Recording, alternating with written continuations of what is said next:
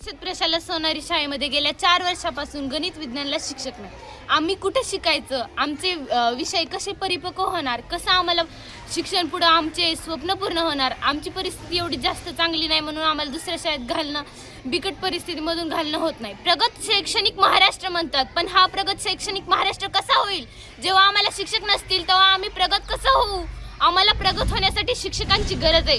आम्हाला न्याय का दिला जात नाही. गेल्या 4 वर्षापासून आम्ही निवेदनपत्र, आम्ही मागणीपत्र करतो शिक्षकांना, तरी पण आम्हाला शिक्षक दिले जात नाही. हा आमच्यावरच अन्याय का होतो आणि का केला जातो याचं उत्तर आम्हाला हवं आहे. आम्ही आज शाळा बंद करत आहोत आणि उद्या जर आम्हाला शिक्षक नाही मिळाले तर आम्ही 31 जुलै रोजी जिल्हा परिषदेतच येऊन म्हणणार आम्हाला काय शिकवायचं आहे ते तिथंच शिकवा.